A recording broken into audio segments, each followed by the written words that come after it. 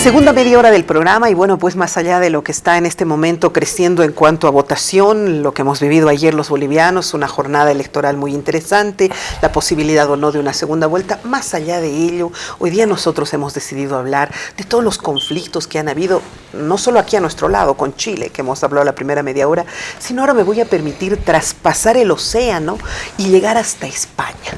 Y de pronto sucede que en España pasan cosas iguales, la gente se enfrenta, los pueblos se levantan, hay de nuevo sangre en las calles, en fin, empieza en Barcelona, luego pasa a Madrid y por Dios, son 5, 6, 7 días de conflicto. Permítame por favor poner la nota sobre lo que vivió Barcelona hace algunos días nada más.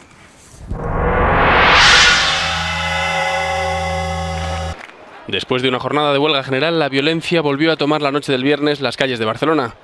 Tras una concentración pacífica contra la sentencia a los líderes encarcelados, que reunió cerca de 500.000 de personas según la Guardia Urbana, manifestantes violentos volvieron a tomar las calles en la noche más larga de enfrentamientos con la policía desde que comenzaron las revueltas el lunes. Rechazo de muchos manifestantes y del gobierno central, que advertía de las consecuencias de saltarse la ley. Vamos a aplicar al independentismo violento el Código Penal con toda contundencia.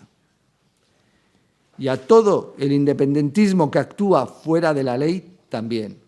Y les recuerdo que ante los delitos de atentado contra la autoridad, el Código Penal prevé penas que pueden llegar a los 6 años de prisión. A la multitudinaria concentración de este viernes se unieron 5 marchas que partieron días antes desde varios puntos de Cataluña, también para pedir la absolución de los 9 políticos independentistas presos, condenados a varios años de prisión.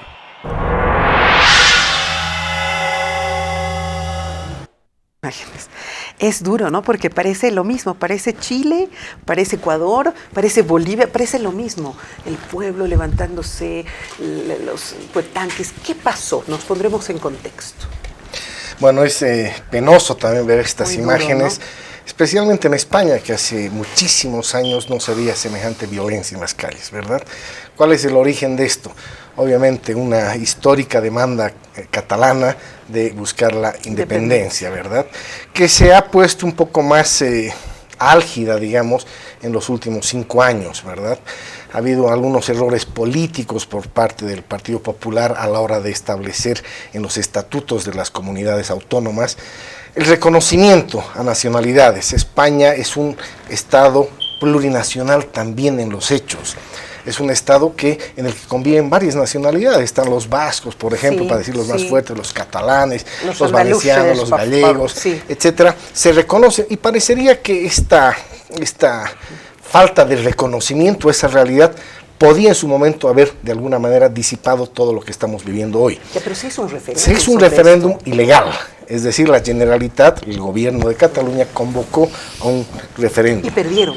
No, ganó, obviamente, pero no tenía la legalidad, la independencia, porque claro, solo votaron principalmente entre ellos. No fue reconocido por el Estado central. En ningún momento. Así es. Y eso condujo a un proceso judicial para aquellas personas que organizaron que usaron recursos en esto.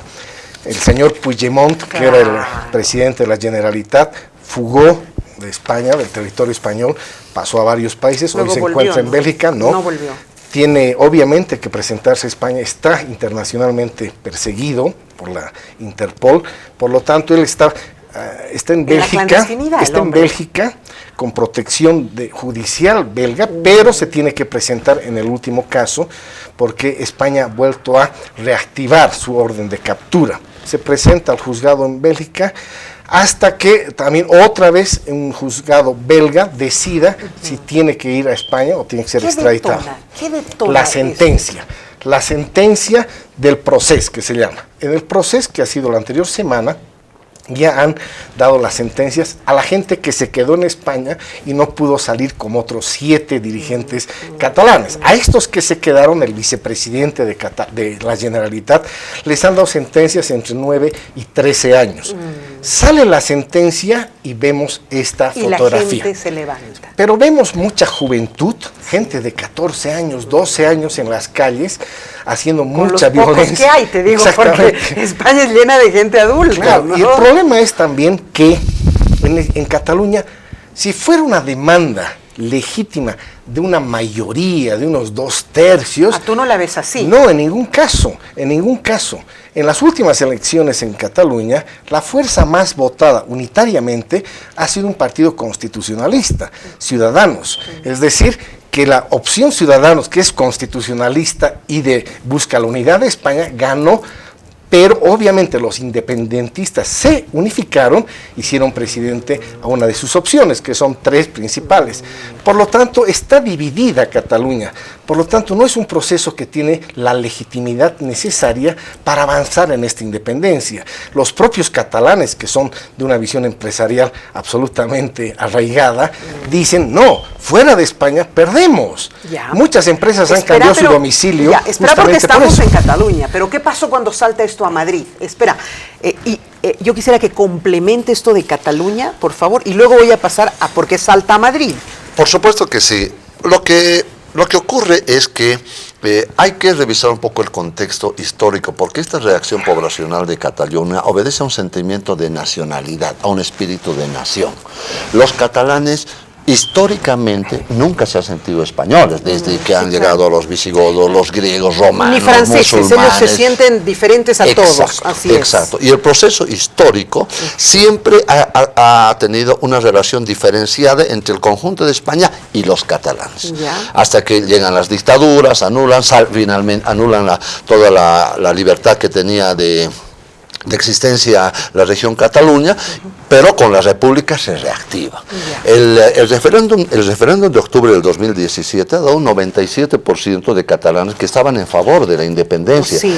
Pero ahí viene otra vez la falta de la habilidad política de Rajoy, que no ha tenido ese criterio de manejar el tema sin valorar el sentimiento nacionalista. ¿No? Claro. Y él acudió y dijo, bueno, aquí es por la fuerza, la mala. Entonces recurro a la Constitución dice España es indivisible. Claro, dice España es indivisible, es que no, señores. Sí. Y eso nuevamente recrudece en una reacción que ahora estamos viendo. Ha ido como germinando, ha ido haciéndose un caldo de cultivo desde ese momento hasta ahora. Y yo creo que el gobierno, particularmente de Rajoy, ha sobrepuesto el interés económico de España. No nos olvidemos que Cataluña tiene grandes empresas, sí. Aporta cerca del 19% del PIB a España, ha sobrepuesto ese interés y ha valorado qué podría pasar si Cataluña se independiza. España entra en una situación muy crítica económicamente. Pero por otro lado, hay que tomar en cuenta también de que el espíritu nacionalista de los catalanes siempre se va a sobreponer a los intereses de España en su conjunto, por ese efecto del proceso histórico. Ya, y eso hay que tomarlo en general, cuenta. acá yo escucho, por ejemplo, Álvaro decirme que esto era lleno de chiquillos, ¿no? De pronto jóvenes, que no sé si están realmente conscientes de esa independencia. Y ahí ocurre algo similar en Chile. En Chile está la juventud, o sea, la generación anterior, la víctima de las dictaduras, sabe cómo es la represión. En España ocurre lo mismo, la generación anterior, claro, la gente que vivió Franco, 37 todo lo que, años de dictadura de Francisco Franco, sabe exactamente cómo es la represión. Creo que y se repliegan. Y la conducta de la juventud en ambas sociedades nos refleja el cambio de la mentalidad societal. Ya no tenemos contemporánea. Miedo, ¿no? Ya deciden ellos, pero obviamente impulsados por ese sentimiento nacionalista de decir, yo soy catalán, no soy español. Ya, ahora, yo entiendo todo este contexto, lo hemos hablado acá muchas veces, y yo decía, bueno, me parece genuino, legítimo, y tú me decías, no me acuerdo bien, y mira, ahora la factura se pasa, lo que habíamos dicho en la anterior media hora. Algún momento vuelve el facturazo. Ahora, ¿qué pasa? ¿Por qué Madrid se vuelve también otro espacio de conflicto y que saltó el germen? No, lo que pasa es que Madrid reacciona simplemente por la unidad de España. Madrid es obviamente el centro donde también hay manifestaciones por la unidad de España. Y no es que el conflicto ha saltado a Madrid, es decir, en su contexto y en su naturaleza. Hay unos efectos, en Madrid ahora mismo la política en España tiene muchos otros retos, las nuevas convocatorias de elecciones, la exhumación del dictador Franco, etcétera. El problema catalán se ha concentrado en Cataluña. No olvidemos, y aquí hay que complementar de alguna manera, que en Cataluña no solo es esa realidad que está generando esto. El País Vasco, si bien tiene orígenes mucho más claros en cuanto a su nacionalidad, es decir, muy diferente a la hispánica, muy diferente, ha sabido sobrellevar, teniendo condiciones culturales mucho más arraigadas que las catalanas, de diferencia con España. Las velocidades que ha impreso el proceso autonómico en España es muy interesante. Cataluña y País Vasco han logrado casi un nivel de estados federales, es decir, poca... Y paralelamente un crecimiento económico envidiable a comparación del resto del Por país. supuesto, por lo tanto... Es como Santa Cruz, ¿no? Es así como Santa Cruz. Sí, pero te digo, los catalanes están generando también, es un problema muy ficticio, te digo sinceramente, porque hay una clase política en Cataluña que quiere la torta para sí ellos mismos, porque hay una serie de acusaciones. Claro, hay intereses muy grandes. Muy grandes, pero la población, y aquí creo que es necesario aclarar, cuando Luis Fernando dice el 97% votaron, porque obviamente el otro 50% no fue a votar. Claro, hubo una abstención. Claro, un ausentismo no fue a votar, solo fue un referéndum para los independentistas, porque el referéndum ya fue ilegal desde su convocatoria. Además esa era la llamada, no vayas para no legalizarlo. Exactamente. Claro. Y la otra mitad de los que viven en Cataluña no asistieron, por eso ese resultado es ficticio. Puede ser de alguna manera ficticio, pero es un resultado que refleja el pensamiento de un sector poblacional. Por supuesto. Sí. Ahora, yo creo que el gran... Lo que veo, mira, sí, muchos jóvenes, pero también hay gente grande, ¿no? Ahora ha habido marchas en Cataluña absolutamente pacíficas de cerca de 1 millón de personas que no ha habido un cero de violencia. Cero de violencia. 1 millón de personas y no han generado un solo hecho de violencia. Hay sectores como estos que han generado mucha violencia. Vuelvo a la pregunta, ¿qué juega aquí Madrid? La visión del conflicto, creo que ese es el elemento diferenciado, porque la visión del conflicto por parte de los catalanes está orientado eminentemente a su independencia. ¿Ya? Y no a una permanencia en el Estado español como tal. Y la visión de Madrid es una visión que está enraizada en la unión de España como un todo, una visión social. La visión política creo que está más basada en la parte de la influencia que podría tener una probable independencia de Cataluña. Ellos saben que son casi 400.000 millones de euros de aporte que puede perder España con una independencia. Ellos ven de que tendría su efecto en la zona euro.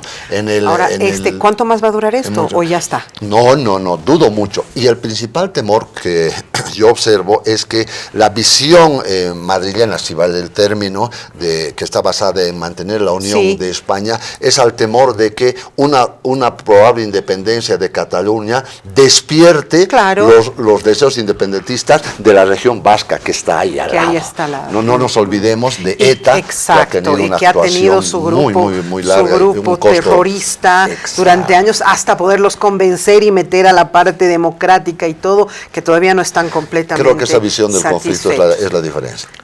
Esto va a seguir.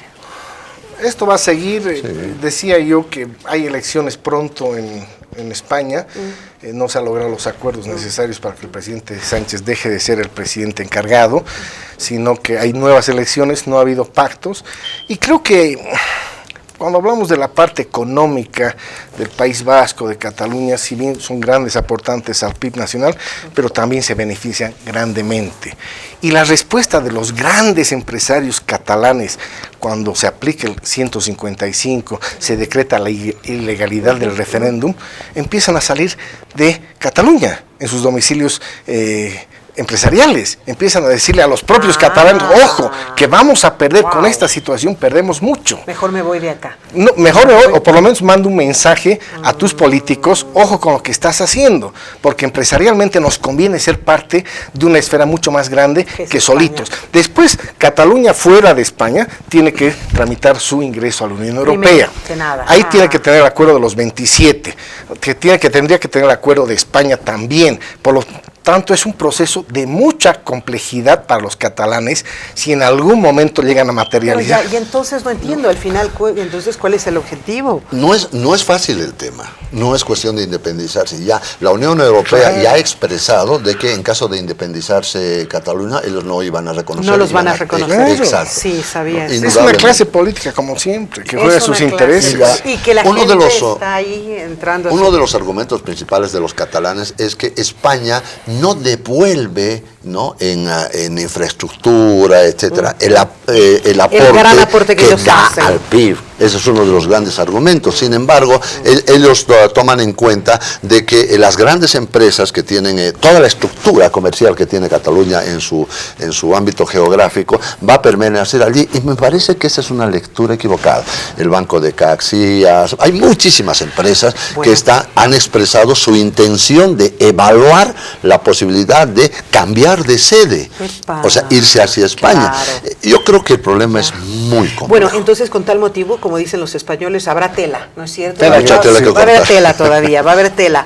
Les da flojera pues terminar de decir va a haber tela que cortar, ¿no? Yo siempre decía que vagos. Ahí hay tela. Sí, ahí hay tela, tía, todavía va a haber tela. Bueno, como va a haber tela todavía, nosotros vamos a tener un siguiente programa. Seguro que pero sí. no puedo terminar este programa sin hablar del tema ecuatoriano, que también ha sido importante, y lo pongo al final por su lejanía en el tiempo, que ha sido de pronto el primero, pero que está más lejano y que podemos hacer un análisis más vertiginoso. Ecuador, tenemos la nota, vamos a verlo por favor.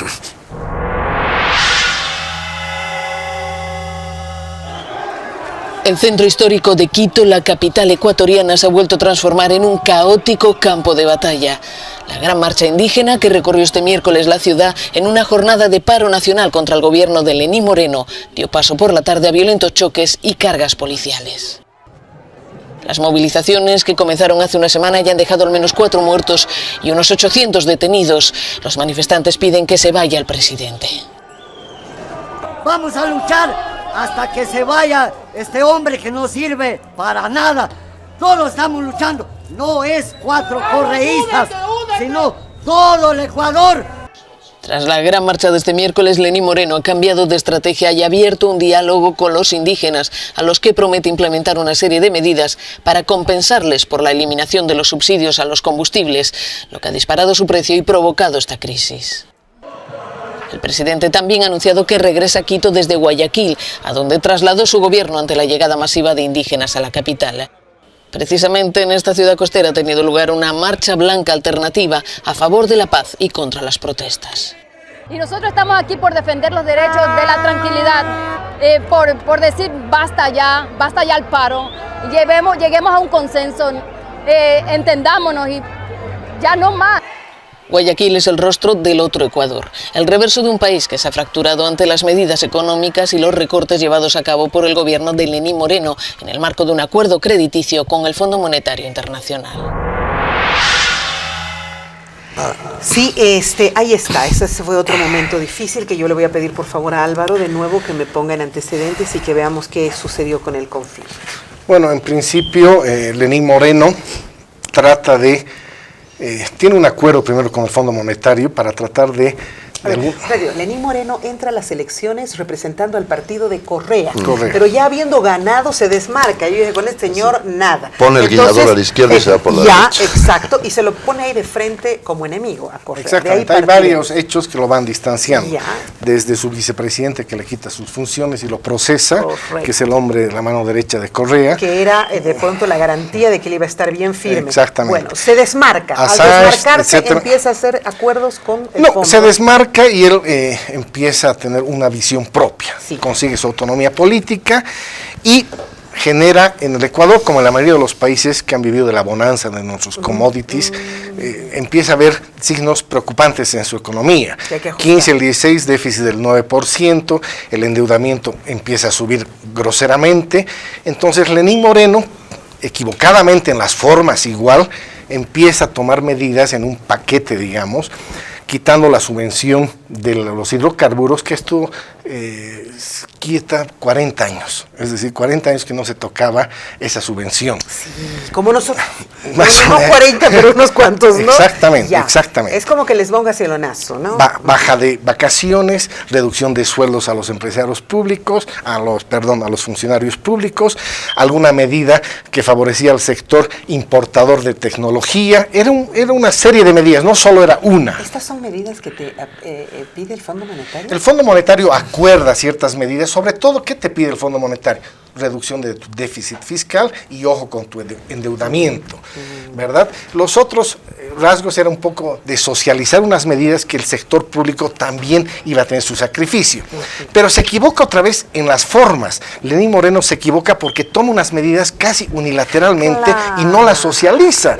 Porque si uno va tomando medidas progresivamente, dice, bueno, vamos a hacer esto, pero a cambio esto, y ataca a los sectores más empoderados, digamos, económicamente, y reduce los efectos a la clase más desfavorecida, quizá esto podría tener un éxito, porque, ojo, todos los estados vamos a estar sometidos a medidas de ajuste. En algún momento, sin Por lo duda. tanto, los políticos tienen que ser lo suficientemente imaginativos como para que esas medidas no lleguen justamente a los más... Tienen que ser lo suficientemente humanos. Humanos, claro. Cuando se deshumanizan porque están allá arriba y no les importa y no piensan en el hambre que va a tener el pueblo, todo cambia. De nuevo las Fuerzas Armadas entran, la gente llora de ver a los militares yendo a reprimir, y por eso yo creo que era tan importante que usted esté acá hoy. Gracias. Por supuesto que las Fuerzas Armadas, como todo gobierno, tiene los elementos suaves y los elementos duros para administrarse. Los elementos suaves, los ministerios, el sistema diplomático, etcétera, y los elementos duros, la policía y las Fuerzas Armadas. Y las Fuerzas Armadas, como un último ratio para mantener el orden, tienen que cumplir su misión. Pero, y de hecho lo están haciendo. Pero aquí creo encontrar otro elemento de particular coincidencia con los otros dos países. No leer la realidad. En el Ecuador, si Lenín Moreno hubiera recordado los levantamientos de 1998, cuando él mismo dijo que los que se levantaban eran unos zánganos y bautizó el levantamiento de los zánganos, se llamaba, fue un se ha olvidado él. Exacto. No revisar la historia. En Chile no revisaron lo que pasó en 1949 con el levantamiento de las chauchas, se llamaba, ¿no? por un incremento en los transportes. En Ecuador no supieron leer la historia y reitero, ya no estamos en la época de las decisiones radicales sin hacer un proceso previo de análisis estratégico, sin socializar adecuadamente, porque la sociedad en la que nosotros vivimos ya no es la de antes. Es una sociedad que analiza y es capaz de reaccionar. Está bien comunicada, que está bien informada, es una sociedad. Y otro elemento promedio, Verónica, es que la clase media ya ha salido a las calles. En Bolivia, en Chile, en Ecuador, si bien en Ecuador el movimiento indígena estaba haciendo una suerte de ariete en el problema, pero la clase media también ha explotado. Creo que son elementos que hay que tomar muy en cuenta, la falta de la lectura de la realidad en función del proceso histórico de cada estado. Definitivamente. No sé cuánto tiempo me queda, pero si es que vamos a hacer... No existen coincidencias, salvo que querramos encontrar una que otra, pero de repente podemos encontrar un hilo, como decía el general, entre todo esto que está sucediendo en los pueblos. Yo creo que han llegado los tiempos de la realpolitik, es decir, a lo largo de los últimos 20 años hemos visto que en Latinoamérica había una tendencia del socialismo del siglo XXI que se ha instalado en la mayoría de los gobiernos. Hemos creído ver que se venía una ola de cambio ideológico, ¿verdad? Macri, Brasil, etcétera. Sin embargo, creo que vamos a aterrizar todos los países, sean que sus banderas sean socialistas o sus banderas sean liberales, en una realpolitik. Muy bien. ¿No? O sea que ahí no, perfecto, me parece lo pragmático, lo necesario va a tener que ser decidido por los políticos. Y el respeto al ciudadano. Exactamente. Más allá de tu tinte político y de tu derecho a tu izquierda. Yo creo que por favor. Ambos extremos siempre van a ser malos. Sin duda. Tanto de un liberalismo recalcitrante, o de un socialismo del siglo XXI. En ambos extremos la población va a reaccionar, porque lo hace a partir de su ansia de sobrevivencia. Entonces creo que coincido coincido plenamente con Álvaro. Creo que los gobiernos contemporáneos deben encontrar la habilidad para armonizar la agenda de gobierno con la agenda del pueblo. Esa armonización creo que va a llevar a una administración de los estados más racional, más humana, pero sobre todo más real. Se tendrá seguramente, en función a la tendencia ideológica, a hablar con el Fondo Monetario Internacional, pero no se puede subordinar, ¿no?, la realidad social a las recomendaciones del Fondo Monetario Internacional. Hay que equilibrar. Todo fuese... Qué tontos somos los seres humanos, no solo... ¿Ves? Por eso no voy a entrar nunca más a política. Porque te vuelves bruto ahí. Lo mismo, pusimos la película ayer... Pero el pueblo por ahí te pide, vas a cambiar, porque el pueblo siempre hace cambiar decisiones. Mira, ayer justo estaba poniendo la película para la crisis esta que muestra todo lo que fue Gonzalo Sánchez de Lozada. Y cuando explosiona la paz, cuando él empieza a responder a las exigencias del Fondo Monetario Internacional. Ni con película de Hollywood aprendemos.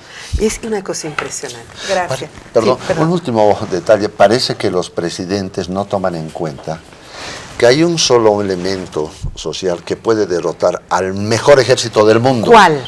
Su propio pueblo. Claro que sí. Llega un momento en que las Fuerzas Armadas disparan a la población, pero se están dando cuenta que están disparando a su propio elemento constituido y dicen alto. Pero ha corrido por el mundo entero ese video del militar. Gonzalo Sánchez de Lozada. No, del militar en el Ecuador que suelta las armas y se va a abrazar de la gente y todos le decían, sí, porque tú eres nuestro hijo, tú no puedes dispararnos. Y él llora y todos lloran, y yo lloré, todos lloramos con esa imagen. Ese es el elemento que hace que exista ese grupo social pueblo, capaz de derrotar a porque las Fuerzas Armadas dicen, alto, ya no puedo disparar contra mi propio pueblo. Señor presidente, 2003, señor presidente, ya hay 60 muertos. Basta, no podemos. Por favor, tome decisiones. Esa es la expresión del poder militar cuando hace conciencia de su verdadero rol tome democrático. Tome el helicóptero. Eso iba a decir, señor presidente, por favor, le prestamos la cancha del Colmil para que saque su helicóptero y se vaya, tal cual. Esa es una toma de conciencia del poder militar respecto a su relación con la sociedad que lo alimenta. Gracias a Dios. alimenta. Gracias, general. Siempre ha sido un gusto tenerlo. Un Álvaro, qué lindo es conversar con ustedes. Gracias a los dos. Esperamos haberles dado un pantallazo de lo que se está viviendo, no solo en Latinoamérica, sino en general estos conflictos del mundo entero y de cómo están madurando nuestras sociedades y de lo difícil que ya es engañarlas y someterlas. Un abrazo y mañana ya hablaremos de todo esto con mayor información, con conteo al 100%. Ya podremos hablar seriamente de los votos. Un abrazo hasta entonces.